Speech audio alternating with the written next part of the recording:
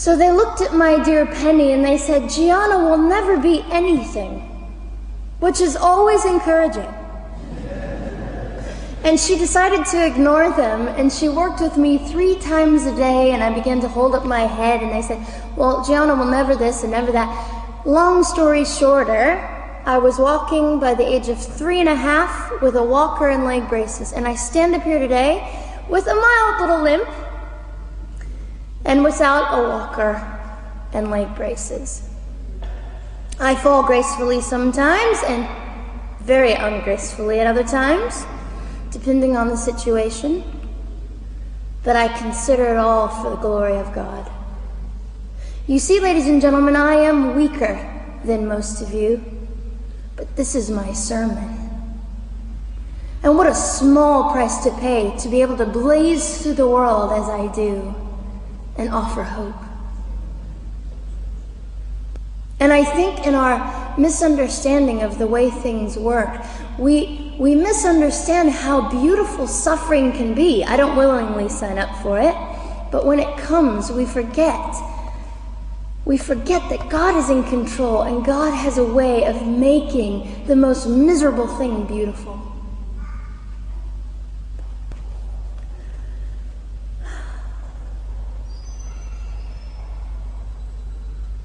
I have met my biological mother. I have forgiven my biological mother. I am a Christian.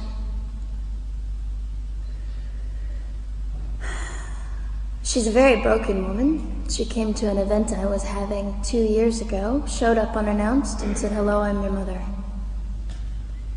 And it was a very difficult day. And yet, while I was enduring all of this, you'll probably think I'm silly, but I was sitting there and I was thinking, I don't belong to you. I belong to Christ. I'm his girl, and I'm a princess. So no matter what you say, in all your anger and brokenness and rage, it's not mine to keep. It's not mine to carry, and I won't. I was saying all this inside. So ladies and gentlemen, you have an opportunity. But for just a brief moment, I would like to speak directly to the men in this room and do something that is never done. Men, you are made for greatness. You are made to stand up and be men. You are made to defend women and children, not stand by and turn your head when you know murder is occurring and do nothing about it. You are not made to use women and leave us alone. You are made to be kind and great and gracious and strong and stand for something. Because men, listen to me, I am too tired to do your job. Women, you are not made for abuse. You are not made to sit and not know your worth and your value. You are made to be fought for forever. So now is your moment. What sort of people are you going to be? I trust incredible. I trust, men, you will rise to the occasion. To the politicians listening, particularly to the men, I would say this: you are made for greatness, set your politics aside. You are made to defend what is right and good. This fiery young girl will stand here and say, now's your moment. What sort of man do you want to be? A man obsessed with your own glory, or a man obsessed with the glory of God?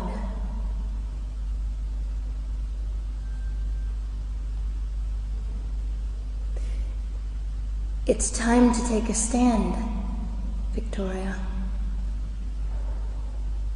This is your hour. God will assist you. God will be with you. You have the opportunity to glorify and honor God in 2008. I'll just end with this. Some of you might be slightly annoyed that all I keep doing is talking about God and Jesus. But how on earth can I walk about limping through this world and not give all my heart and mind and soul and strength to the Christ who gave me life?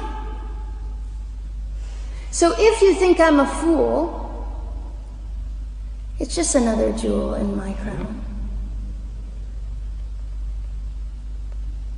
My whole intent in living here is to make God smile.